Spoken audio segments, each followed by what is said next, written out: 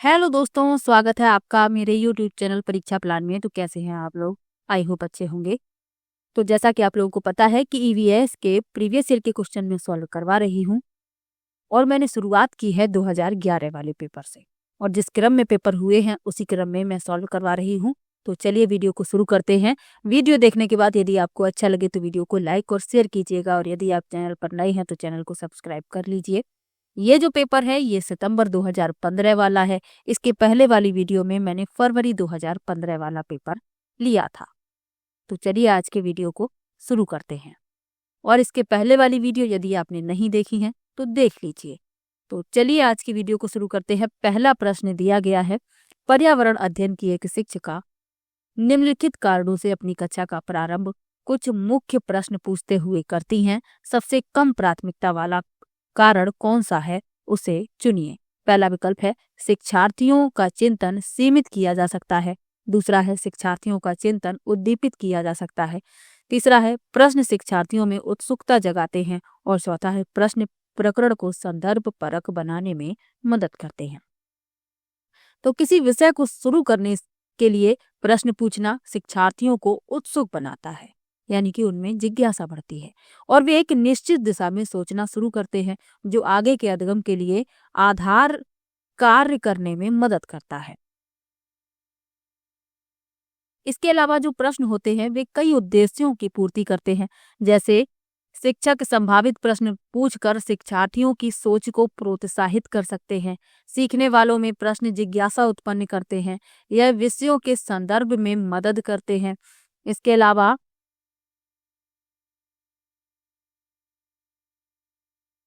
कक्षा शिक्षण में शिक्षकों द्वारा प्रश्नों का प्रयोग यह जानने के लिए किया जाता है कि छात्रों को जो पढ़ाया गया है वह उन्होंने कितना समझा है, या उनके पूर्व ज्ञान की जांच करने के लिए भी प्रश्न पूछे जाते हैं।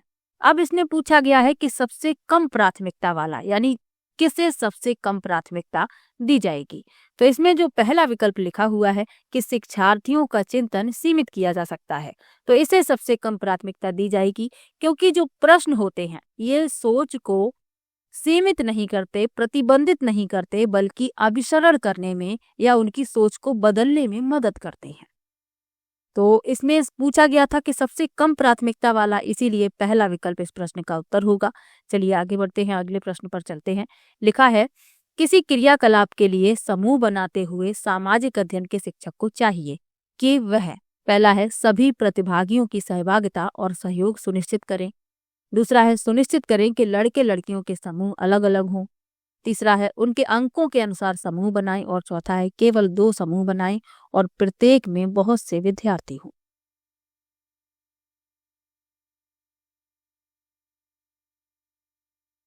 तो ईवीएस सामाजिक परिवेश और शिक्षार्थियों के परिवेश पर केंद्रित है।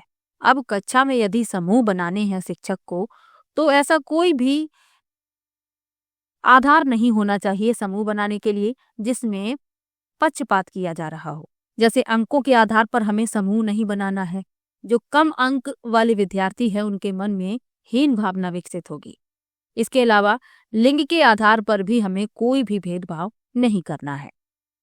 अब इसमें पूछा गया है कि शिक्षक को किस प्रकार, यानी कि शिक्षक को समूह बनाते हुए शिक्षक को चाहिए कि वह सभी प्रतिभागियों की सहभागिता और सहयोग सुनिश्चित करे, यानी कि जितने भी प्रतिभागी हैं सभी की सहभागिता सुनिश्चित होनी चाहिए, यानी सभी सक्रिय रूप से भाग लें और सभी का सहयोग सुनिश्चित होना चाहिए। तो पहला विकल्प इस प्रश्न का उत्तर हो जाएगा। और भेदभाव तो शिक्षक को करना ही नहीं है। शिक्षक की नजर में प्रत्येक विद्यार्थी समान होता है।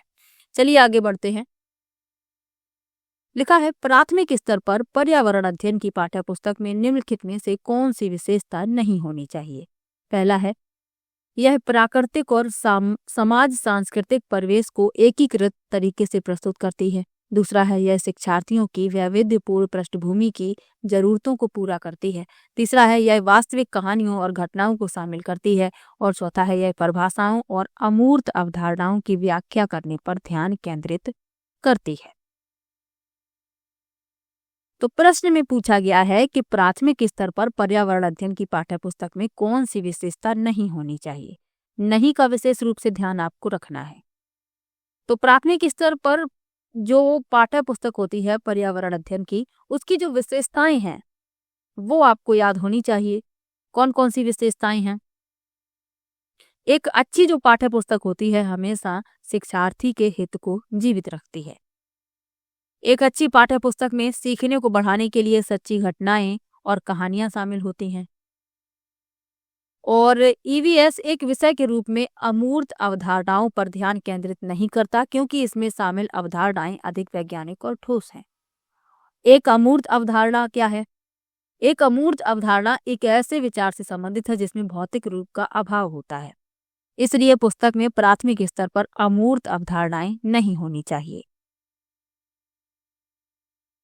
और जो प्राथमिक स्तर की पर्यावरण अध्ययन की पुस्तक है, इसमें नक्शे, आरेख, चार्ट शामिल होते हैं जो उन्हें बेहतर समझाने में मदद करते हैं। और इसमें वास्तविक जीवन के उदाहरण शामिल होते हैं जो उनके सीखने को न केवल तथ्यों से जोड़ते हैं बल्कि अनुभव भी करते हैं। तो ये विशेषताएं होती हैं एक अच्छी पाठ्य पुस्तक की। ईवीएस की जो पाठ्य पुस्तक है, इसकी जो विशेषताएं हैं वो मैंने आपको बताई हैं। अब इसमें जो नहीं है विशेषता वह आपको बतानी है। तो इसमें जो चौथा विकल्प लिखा हुआ है कि यह परिभाषाओं और अमूर्त अवधारणाओं की व्याख्या करने पर ध्यान केंद्रित करती है, तो ये इसकी विशेषता नहीं है, क्योंकि प्राथमिक स्तर पर बच्चे अमूर्त अवधारणाओं को नहीं समझ पाते। तो चौथा विकल्प इस प्रश्न का उत्तर हो जाएगा, क्योंकि विशेषता नहीं है पूछी गई थी।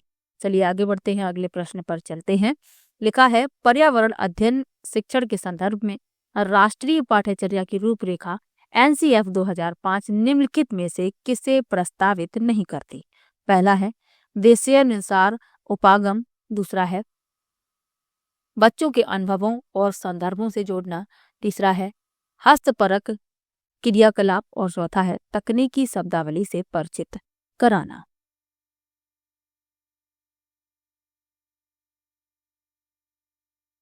तो इसमें पूछा गया है कि एनसीएफ 2005 पर्यावरण अध्ययन शिक्षण के संदर्भ में एनसीएफ 2005 किसे प्रस्तावित नहीं करती?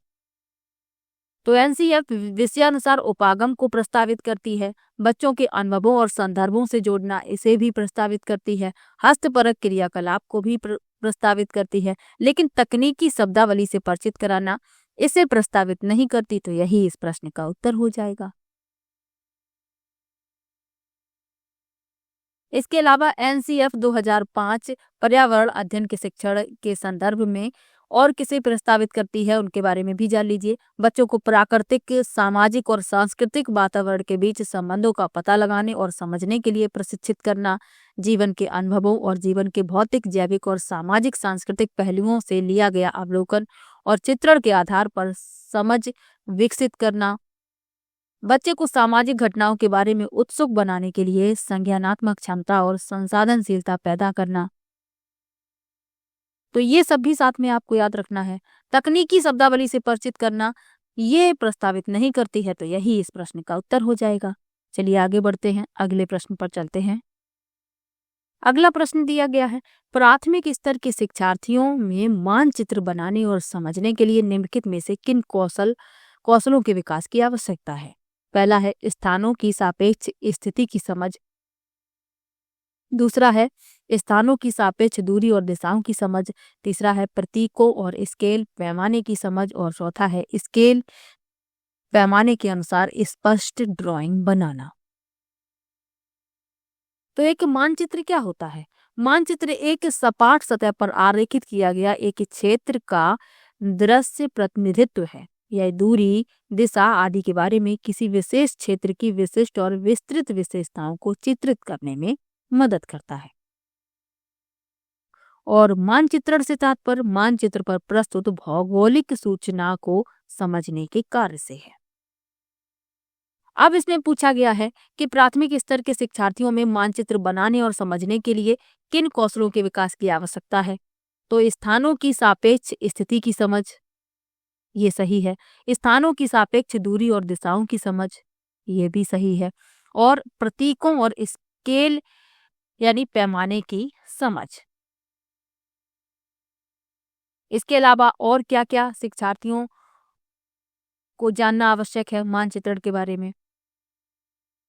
मानचित्र पत्र पर दिखाई गई प्रतीकात्मक जानकारी को संसाधित करने की क्षमता, स्थानिक संबंध और भौगोलिक जानकारी की कल्पना करने की क्षमता, स्थानों और जगहों को समझने और उनका विश्लेषण करने की क्षमता, तो ये सब भी शिक्षार्थियों को ज्ञात होना चाहिए। अब इसमें जो सही है ABC इसमें सही है, तीसरा विकल्प इस प्रश्न का उत्तर हो जाएगा। अब चौथे में लिखा है कि स्केल पैमाने के अनुसार स्पष्ट ड्राइंग बनाना, तो ये इसमें शामिल नहीं होगा, इसीलिए ABC सही है। चलिए आगे बढ़ते हैं, अगले प्रश्न पर चलते हैं। लिखा है प्राथमिक कक्षाओं में पर्यावरण अध्ययन पढ़ाने के लिए निम्नलिखित में से कौन सा उद्देश्य संबंधित नहीं है। पहला है भौतिक और सामाजिक परिवेश के प्रति संवेदनशीलता विकसित करना। दूसरा है विज्ञान के आधारभूत प्रत्ययों और सिद्धांतों को रटकर याद कर लेना। तीसरा है पर्यावरण को खोजने के अवसर प्रदान करना। और चौथा है अवलोकन, मापन, भविष्य कथन और वर्गीकरण जैसे कौशलों का विकास करना। अब इसमें क्या, तो प्रश्न में क्या पूछा गया है कि प्राथमिक कक्षाओं में पर्यावरण अध्ययन पढ़ाने के लिए कौन सा उद्देश्य संबंधित नहीं है। नहीं का विशेष रूप से ध्यान रखिए, जब भी आप प्रश्न पढ़ें ध्यान से पढ़ें और विकल्प भी बहुत ध्यान से पढ़ें कि प्रश्न में क्या पूछा गया है। अब इसमें नहीं है पूछा गया है कि कौन सा उद्देश्य संबंधित नहीं है, तो इसमें जो दूसरा विकल्प लिखा हुआ है यही इस प्रश्न का उत्तर हो जाएगा, क्योंकि मैंने आपको पहले ही बताया है कि जिस विकल्प में लिखा हो रटना, याद करना, ये नकारात्मकता को दर्शाते हैं। और यदि नकारात्मकता से संबंधित प्रश्न पूछा गया है, इसमें नहीं पूछा गया था, इसीलिए दूसरा विकल्प सही है, क्योंकि शिक्षण प्रक्रिया में रटने पर बल नहीं दिया जाता। हमें बच्चों को रटवाना नहीं है बल्कि उन्हें समझाना है। तो इसमें दूसरा विकल्प इस प्रश्न का उत्तर हो जाएगा, क्योंकि उद्देश्य से संबंधित नहीं है पूछा गया था। चलिए आगे बढ़ते हैं। लिखा है पर्यावरण अध्ययन की प्रकृति निम्नलिखित का समर्थन नहीं करती। पहला है बच्चों को खोज करने के लिए पर्याप्त स्थान मिले। दूसरा है बच्चे कम गलतियां करें। तीसरा है बच्चों को करके सीखने का अवसर मिले। और चौथा है बच्चे बहुत से प्रश्न पूछे। अब इसमें भी कहा गया है कि समर्थन नहीं करती। प्रश्न में क्या पूछा गया है कि पर्यावरण अध्ययन की प्रकृति किसका समर्थन नहीं करती है, तो इसमें जो दूसरा विकल्प लिखा हुआ है कि बच्चे कम गलतियां करें, इसका समर्थन नहीं करती, क्योंकि बच्चे जो होते हैं वो गलतियों से ही सीखते हैं और गलतियां जो होती हैं ये सीखने की प्रक्रिया का एक हिस्सा होती हैं। तो पर्यावरण अध्ययन की प्रकृति ये समर्थन नहीं करती कि बच्चे कम गलतियां करें, तो इसमें यही पूछा गया था कि समर्थन नहीं करती, तो यही इस प्रश्न का उत्तर हो जाएगा। चलिए आगे बढ़ते हैं। लिखा है एक शिक्षिका ने कक्षा 4 के शिक्षार्थियों को पढ़ाने के लिए पौधे अंतर्वस्तु का चयन किया। उसने सीखने के लिए निम्नलिखित अवसर प्रदान किए। क्या अवसर प्रदान किए यहाँ लिखे हुए हैं। समूहों में पत्तियों का संग्रह करना।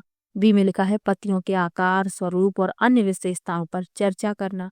और सी में लिखा है अपना वनस्पति संग्रहालय बनाना। आगे लिखा है इस प्रकार की गतिविधियों हेतु शिक्षिका को किस बात के लिए सबसे अधिक प्रोत्साहन नहीं देना चाहिए। पहला है बच्चों की परस्पर क्रिया, अवलोकन और सहयोग। दूसरा है जितनी अधिक पत्तियों के बारे में संभव हो उतना उनके नाम याद करने में बच्चों की पहल। तीसरा है बच्चों के द्वारा कार्य का विस्तार। और चौथा है बच्चों का निरंतर गतिविधि में लगे रहना। तो पर्यावरण अध्ययन एक ऐसा विषय है जो प्राकृतिक वातावरण के बारे में बच्चों की जिज्ञासा को पोषित करने से संबंधित है। अब इसमें क्या पूछा गया है,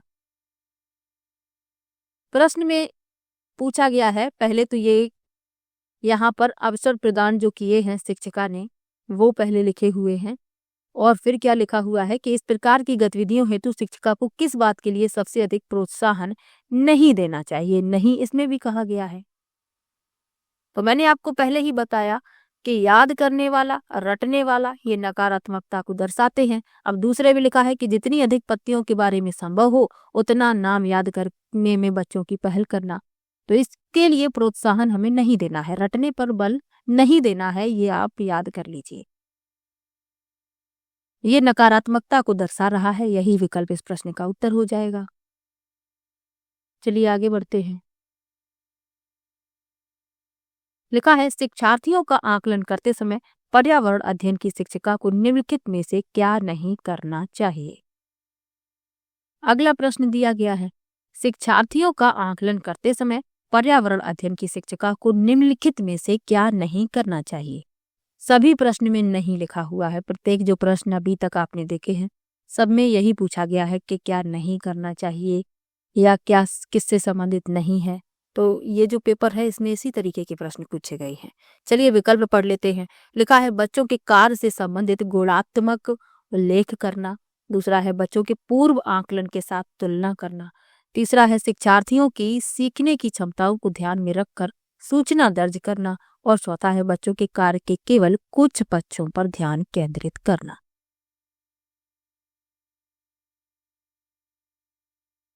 तो प्रश्न में पूछा गया है कि शिक्षार्थियों का आकलन करते समय पर्यावरण अध्ययन की शिक्षिका को निम्नलिखित में से क्या नहीं करना चाहिए।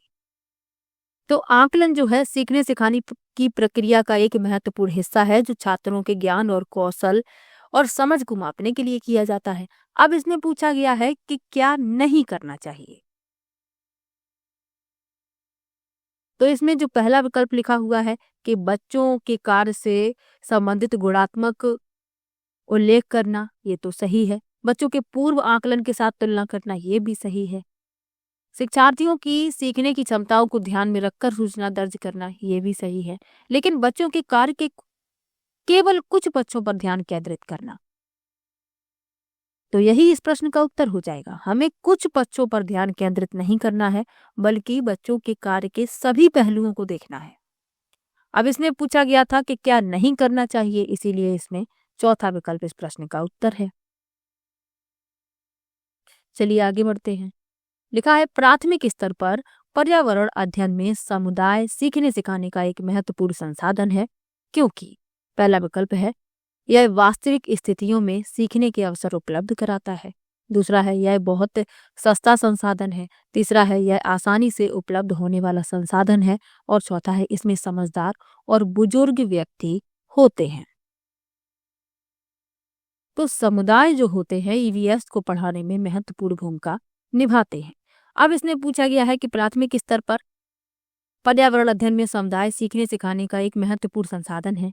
क्यों है ये बताना है। तो यह वास्तविक स्थितियों में सीखने के अवसर उपलब्ध कराता है। पहला विकल्प इसमें सही हो जाएगा। चलिए आगे बढ़ते हैं, अगले प्रश्न पर चलते हैं। लिखा है कोई व्यक्ति 30 अगस्त 2015 को किसी एक्सप्रेस ट्रेन में अहमदाबाद से त्रिवेंद्रम जाने के लिए बैठा। यह ट्रेन 13:30 पर अहमदाबाद से छूटी और 1 सितंबर 2015 को 7:30 पर त्रिवेंद्रम पहुंची। यदि अहमदाबाद से त्रिवेंद्रम के बीच की दूरी 2268 किलोमीटर है तो इन दोनों स्टेशनों के बीच ट्रेन की औसत चाल क्या थी। हमें औसत चाल बतानी है। तो चाल बराबर होता है दूरी बटे में समय। दूरी हमारे पास है, समय हमारे पास नहीं है। समय हम यहाँ से ज्ञात करेंगे, उसके बाद औसत चाल निकालेंगे। तो चलिए पहले समय निकालते हैं। यहाँ लिखा हुआ है कि 30 अगस्त को चली है। कितने बजे चली है? दिन के 1:30 पर, यानी कि 13:30 लिखे हैं। इसका मतलब क्या हुआ कि दोपहर के 1:30 बज रहे हैं। अब ये पहुंचती कब है? 1 सितंबर 2015 को 7:30 बजे, यानी कि सुबह के बज रहे हैं 7:30। तो समय कैसे निकालेंगे? 30 अगस्त से 31 अगस्त तक। 30 अगस्त 1:30 बजे से समय की गणना करेंगे और 31 अगस्त दोपहर के 1:30 बजे तक हो जाएंगे 24 घंटे। यहाँ लिख लेते हैं।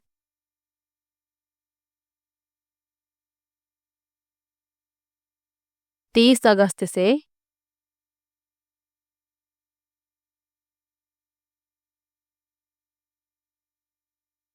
31 अगस्त तक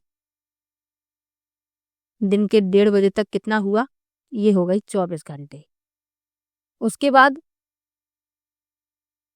दिन के 1:30 बज रहे हैं, उसके बाद 31 अगस्त से 1 सितंबर रात के 1:30 बजे तक हुए 12 घंटे, यहाँ लिख लेते हैं। और फिर रात के 1:30 बजे से सुबह 7:30 बजे तक कितने घंटे हुए? 6 घंटे। तो ये 6 घंटे और यहाँ पर लिख लेते हैं, तीनों को जोड़ देते हैं।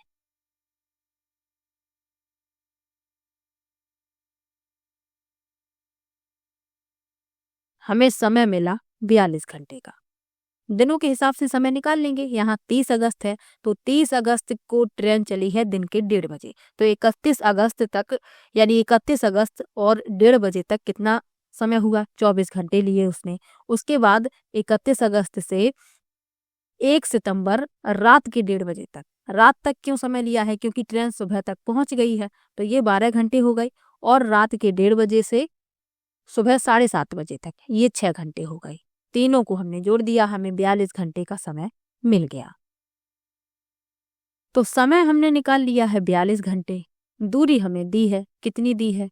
2268 किलोमीटर। चाल बराबर होती है दूरी बटे में समय, और इसमें हम 42 से भाग दे देंगे। समय हमने निकाल लिया है।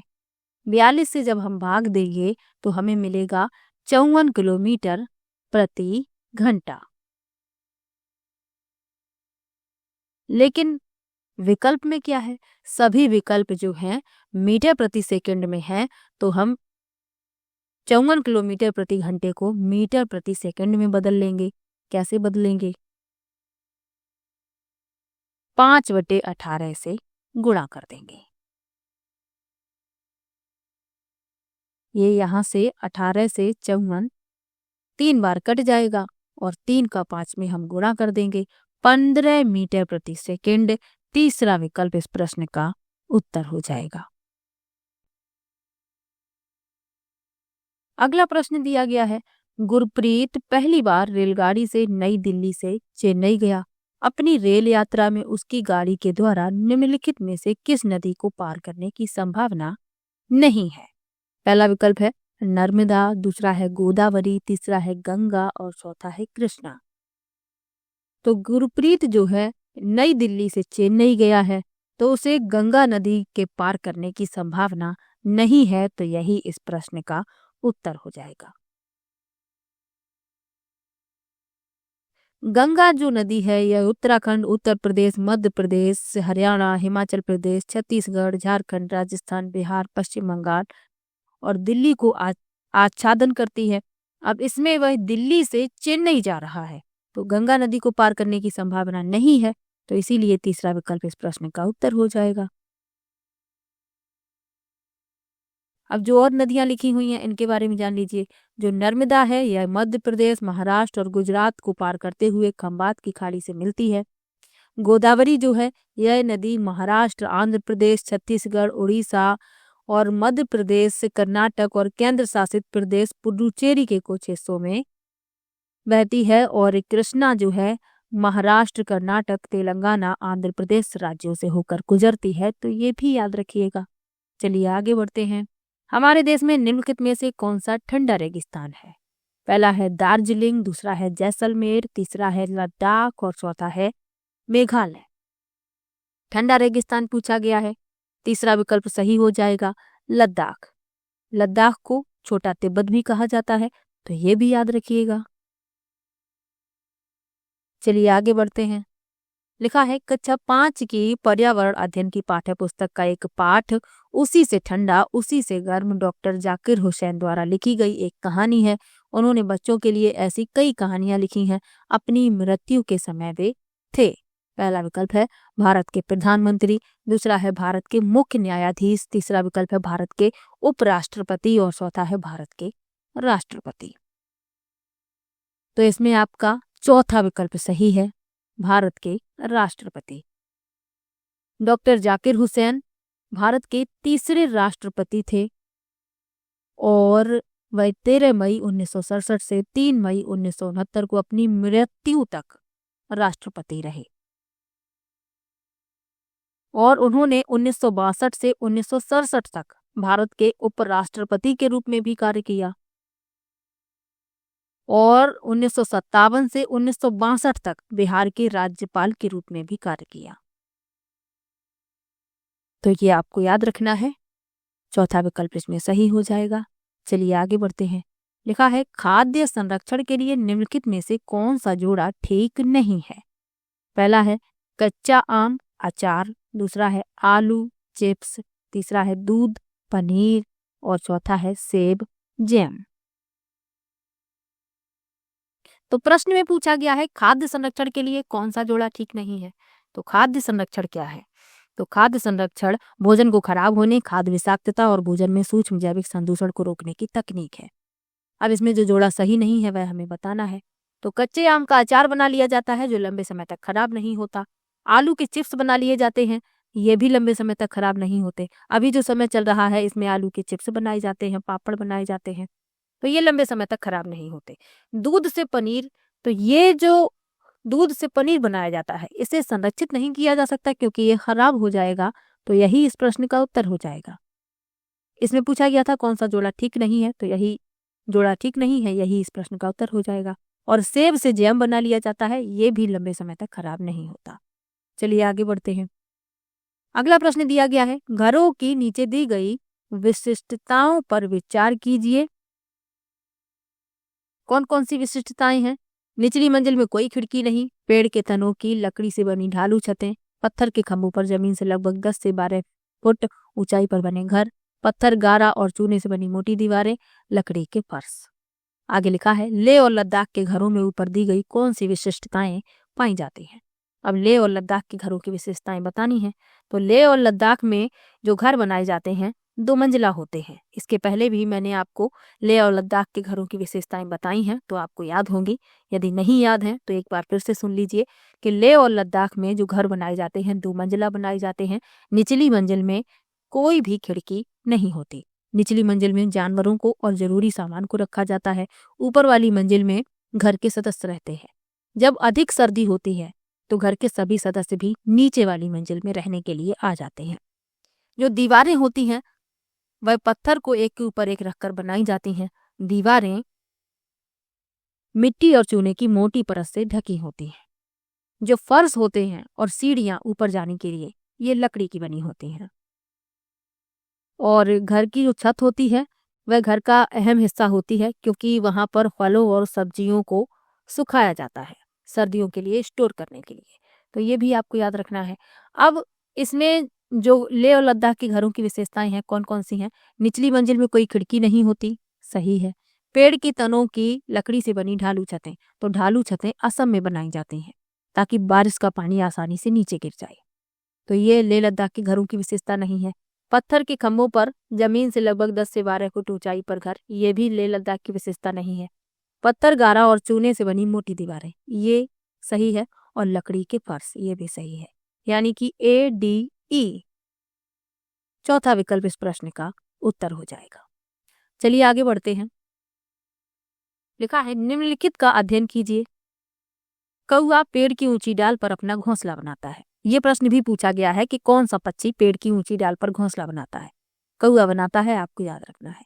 आगे लिखा है इस घोंसले को बनाने में कई प्रकार की चीजें, यहाँ तक कि लकड़ी की शाखाएं और लोहे के तार भी होते हैं। एक चालाक पक्षी भी है जो अपना घोंसला नहीं बनाता और कौए के घोंसले में अंडे दे देता है। बेचारा कौआ अपने अंडों के साथ इन अंडों को भी सेता है। यह पक्षी कौन सा है? पहला है शकरखोरा, दूसरा है कलचिड़ी, तीसरा है बसंत गौरी और चौथा है कोयल। तो मैंने आपको पहले भी बताया है कि जो कोयल है ये कभी भी अपना घोंसला नहीं बनाती बल्कि कौए के घोंसले में अपने अंडे दे देती है। कौआ बेचारा अपने अंडों के साथ इसके अंडों को भी सेता है। तो इसमें आपका डी विकल्प सही हो जाएगा। अब ये जो और पक्षी लिखे हुए हैं इनके बारे में भी जान लीजिए कि ये अपना घोंसला कैसे बनाते हैं। तो जो शकरखोरा है, लिखा है शकरखोरा यानी कि सनबर्ड, तो ये जो है अपना घोंसला जो बनाती है यह एक छोटे पेड़ या झाड़ी की शाखा से लटकता हुआ बनाती है। यानी किसी छोटे पेड़ या झाड़ी की डाली पर लटकता हुआ घोंसला बनाती है। और जो कलचिड़ी होती है जिसे इंडियन रॉबिन कहते हैं, ये अपना घोंसला कैसे बनाती है? तो ये अपना घोंसला पत्थरों के बीच में बनाती है। यह अपना घोंसला नाजुक टहनियों, जड़ों, ऊन, बाल आदि से बनाती है। और बसंत गौरी ये अपना घोंसला कहाँ बनाती है? तो बसंत गौरी पेड़ के तने में छेद करके उसमें अंडे रखती है। तो इन सब के बारे में भी याद रखिए, घोंसलों से संबंधित प्रश्न पूछा जाता है। चलिए आगे बढ़ते हैं। लिखा है निम्नलिखित में से कौन बीज नहीं है? पहला है सौंफ, दूसरा है गेहूं, तीसरा है काली मिर्च और चौथा है साबूदाना।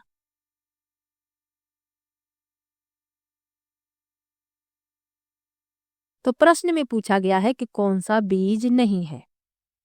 तो सौंफ बीज है, गेहूं बीज है, काली मिर्च बीज है। बीज जो होते हैं पौधे में विकसित होने की क्षमता रखते हैं, लेकिन जो साबूदाना है ये बीज नहीं है। तो यही इस प्रश्न का उत्तर हो जाएगा। साबूदाना जो होता है ये उष्णकटिबंधीय ताड़ के तनों के स्पंजी केंद्र या पित्त से निकाला गया एक स्टार्च है। इसका उपयोग मुख्य भोजन के रूप में किया जाता है, खासकर उपवास के दौरान। तो चौथा विकल्प इस प्रश्न का उत्तर है। आगे बढ़ते हैं। लिखा है रेहाना अपने परिवार के साथ केरल जाती है। वहां उसे ऊंचे वृक्ष दिखाई पड़ते हैं जो उसके गृह नगर शिमला के वृक्षों से भिन्न हैं। उसने केरल में कौन से वृक्ष देखे होंगे? पहला है चीड़, दूसरा है नारियल, तीसरा है सेब और चौथा है लीची। तो इसमें आपका दूसरा विकल्प सही है, नारियल। केरल का जो नाम है ये वास्तव में नारियल के पेड़ के नाम पर ही रखा गया है। केरा का अर्थ होता है नारियल का पेड़ और आलम का अर्थ है भूमि। तो नारियल के पेड़ों की भूमि है केरल। तो इसमें दूसरा विकल्प सही हो जाएगा। अब जो और विकल्प लिखे हुए हैं जैसे चीड़, तो ये जो वृक्ष है ये ठंडे क्षेत्रों में पाए जाते हैं, उत्तर भारत, कश्मीर और उत्तराखंड की पहाड़ियों में। सेब ये भी ठंडे इलाके का वृक्ष है। यह जम्मू कश्मीर, हिमाचल प्रदेश और उत्तराखंड में पाया जाता है, पहाड़ी क्षेत्रों में। और जो लीची है ये उष्णकटिबंधीय जलवायु की इसे आवश्यकता होती है जो ठंड से मुक्त हो। यह बिहार, त्रिपुरा, पश्चिम बंगाल, उत्तर प्रदेश, पंजाब, हरियाणा राज्यों में उगाई जाती है। तो ये भी याद रखिएगा। चलिए आगे बढ़ते हैं। लिखा है बच्चों के द्वारा सब्जी बाजार से इकट्ठी की गई निम्नलिखित में से उन्हें पहचानिए जिनके भीतर बीज होते हैं।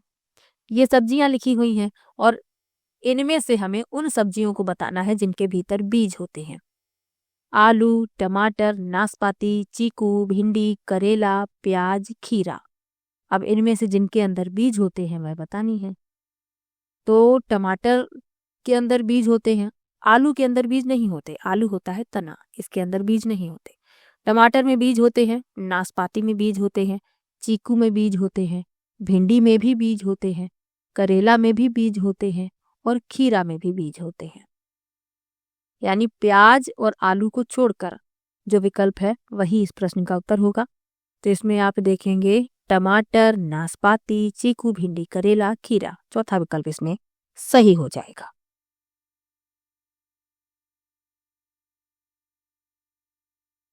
चलिए आगे बढ़ते हैं। लिखा है नीता आंध्र प्रदेश जाती है और 2 साड़ियां खरीदती है जो खास तौर पर वहीं बनाई जाती हैं। वे क्या कहलाती हैं? पहला है कलमकारी और कंथा, दूसरा है पोचमपल्ली और कलमकारी, तीसरा है पोचमपल्ली और कांजीवरम और चौथा है कलमकारी और चंदेरी।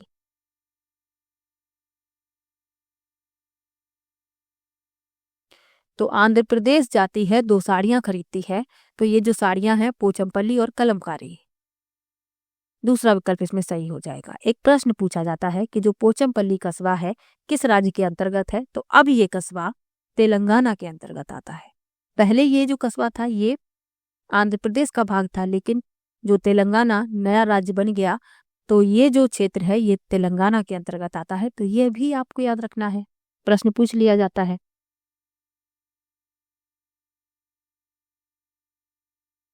चलिए आगे बढ़ते हैं, अगले प्रश्न पर चलते हैं। निम्नलिखित में से कौन सी बीमारी रुके या इकट्ठे हुए पानी से हो सकती है? पहला है चेचक, दूसरा है मलेरिया, तीसरा है पोलियो और चौथा है निमोनिया।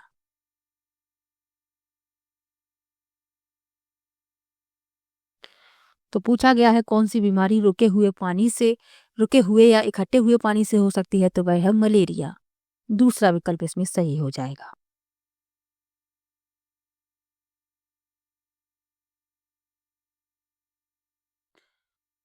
जो और विकल्प लिखे हुए हैं इनके बारे में जान लीजिए।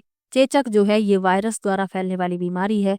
पोलियो भी वायरस से फैलने वाली बीमारी है।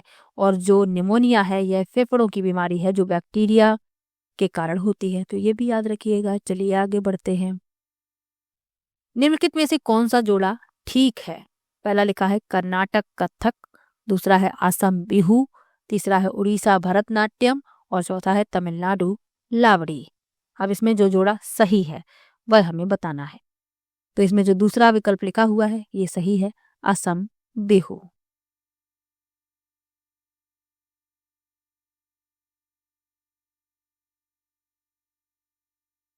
जो बिहू का त्योहार है ये असम में मनाया जाता है। अब ये क्यों गलत है ये भी जान लीजिए। जो कथक है ये आंध्र प्रदेश से संबंधित नहीं है, बल्कि ये संबंधित है उत्तर प्रदेश से।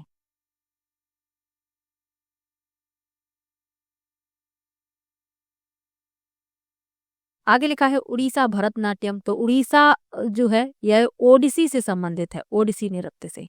और जो भरतनाट्यम है ये तमिलनाडु से संबंधित है। और इसमें चौथे में लिखा है तमिलनाडु लावड़ी। तो लावड़ी जो है ये महाराष्ट्र का लोक नृत्य है। तो ये सब भी आपको साथ में याद रखना है। इसमें आपका दूसरा विकल्प सही है। चलिए आगे बढ़ते हैं। एस्किमो अपने घर इग्ल एस्किमो अपने घर इग्लू का निर्माण बर्फ से करते हैं, इसका क्या कारण है? पहला है ध्रुवीय क्षेत्रों में केवल बर्फ ही उपलब्ध है। दूसरा है बर्फ ठंडी हवा और पानी को अंदर नहीं आने देती। तीसरा है बर्फ की दीवारों के बीच मौजूद हवा अंदर की गर्मी को बाहर जाने से रोकती है। और चौथा है बर्फ मुफ्त में मिलती है, अन्य सामग्री की कीमत अधिक होगी। तो इस प्रश्न में पूछा गया है कि एस्किमो अपने घर इग्लू का निर्माण बर्फ से करते हैं। क्यों करते हैं? क्योंकि बर्फ की दीवारों के बीच मौजूद हवा अंदर की गर्मी को बाहर जाने से रोकती है, इसीलिए ये अपने घर बर्फ से बनाते हैं। चलिए आगे बढ़ते हैं। लिखा है निम्नलिखित में से कौन सी विशेषता बरगद के पेड़ की जड़ों की नहीं है? पहला है जड़ें खंभों की तरह पेड़ को सहायता प्रदान करती हैं। दूसरा है जड़ें शाखाओं से नीचे लटकती हैं। तीसरा है इसके जमीन के भीतर जड़ें होती हैं। और चौथा है जड़ें भोजन का भंडारण करती हैं। तो बरगद जो है भारत का राष्ट्रीय वृक्ष है। आप सभी लोगों ने बरगद का वृक्ष देखा होगा। अब इसमें जो जड़ों की विशेषता नहीं है वह बतानी है। तो इसमें पहला लिखा है जड़ें खंभों की तरह पेड़ को सहायता प्रदान करती हैं, ये सही है। इसकी जो जड़ें होती हैं ये लटकती हैं शाखाओं से। 3 तरीके की जड़ें पाई जाती हैं। तो एक लटकती हुई होती हैं, जमीन के अंदर भी जड़ें होती हैं, ऐसा नहीं है कि जमीन के अंदर जड़ें नहीं होती। पहला इसमें सही है। जड़ें शाखाओं से नीचे लटकती हैं, ये भी सही है। इसके जमीन के भीतर जड़ें होती हैं, ये भी सही है। लेकिन जड़ें भोजन का भंडारण करती हैं, ये गलत है और यही इसकी विशेषता नहीं है। तो यही इस प्रश्न का उत्तर हो जाएगा। चलिए आगे बढ़ते हैं। लिखा है एक नवनियुक्त पर्यावरण अध्ययन के शिक्षक के रूप में पढ़ाने से पहले आपकी सबसे पहली प्राथमिकता होगी। पहला है पहले पाठ योजना तैयार करना। दूसरा है कक्षा में धीमी गति से सीखने वाले शिक्षार्थियों की पहचान करना। तीसरा है शिक्षार्थियों के लिए पाठानुसार विस्तृत नोट्स तैयार करना। और चौथा है शिक्षार्थियों का समाज सांस्कृतिक प्रोफाइल विवरण तैयार करना।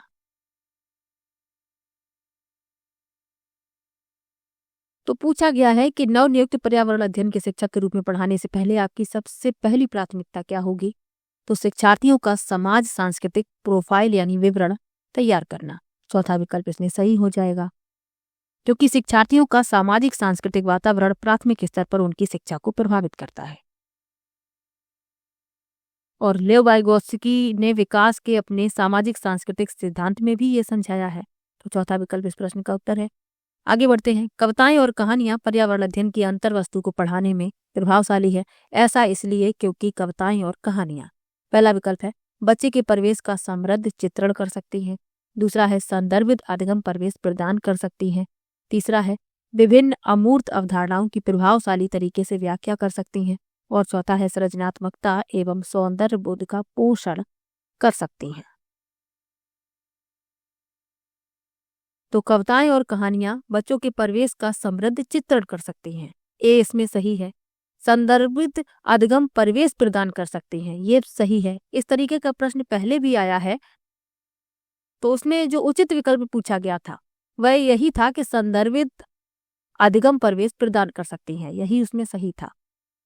और इसमें भी ये आएगा, बी विकल्प इसमें सही आएगा। यानी कि बी कथन जो है ये इसमें आएगा। सी लिखा है विभिन्न अमूर्त अवधारणाओं की प्रभावशाली तरीके से व्याख्या कर सकती हैं, ये इसमें नहीं होगा क्योंकि प्राथमिक स्तर पर बच्चे अमूर्त अवधारणाओं को नहीं समझते हैं। और डी में लिखा है सृजनात्मक एवं सौंदर्य बोध का पोषण कर सकती हैं, ये सही है। तो ए बी सी इसमें शामिल नहीं है, डी इसमें शामिल है, यानी ए बी डी दूसरा विकल्प इस प्रश्न का उत्तर हो जाएगा। अगला प्रश्न दिया गया है कक्षा 5 की शिक्षिका के रूप में आप ईंधन के संरक्षण प्रकरण को पढ़ाने के लिए निम्नलिखित में से किस संसाधन के उपयोग को सर्वश्रेष्ठ पाते हैं? पहला है पाठ्य पुस्तक, दूसरा है संदर्भ पुस्तकें, तीसरा है पोस्टर और चौथा है समाचार पत्र।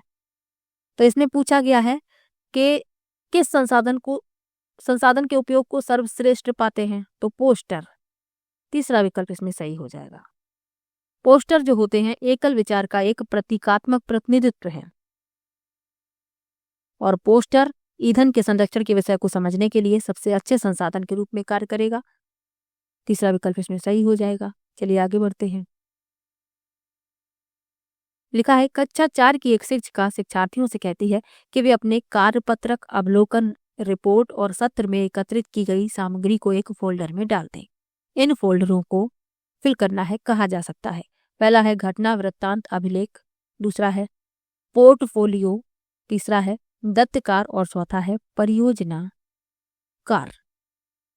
तो शिक्षिका क्या कहती हैं शिक्षार्थियों से कि वे अपने कार्यपत्रक, अवलोकन, रिपोर्ट और सत्र में एकत्रित की गई सामग्री को एक फोल्डर में डाल दें। इन फोल्डरों को पोर्टफोलियो कहा जा सकता है। दूसरा विकल्प इसमें सही हो जाएगा। पोर्टफोलियो क्या है? यह छात्र के काम के संग्रह की तरह है। इसमें विभिन्न प्रकार के दस्तावेज जैसे कि कार्यपत्रक, रिपोर्ट, किसी गतिविधि के दौरान एकत्रित सामग्री, यहाँ तक कि प्रमाण पत्र शामिल होते हैं। तो दूसरा विकल्प सही हो जाएगा। चलिए आखिरी प्रश्न देख लेते हैं। एनसीईआरटी की पर्यावरण अध्ययन की कक्षा 5 की पाठ्य पुस्तक में सुनीता अंतरिक्ष में शीर्षक पाठ स्पेसशिप में अंतरिक्ष यात्री सुनीता विलियम्स के अनुभवों का वर्णन करता है। इसे शामिल करने का क्या कारण हो सकता है? पहला है यह घटना अंतरिक्ष यात्रियों की जिंदगी में झांकने का अवसर देती है। दूसरा है यह घटना स्पेसशिप में भौतिक स्थितियों का वर्णन करती है।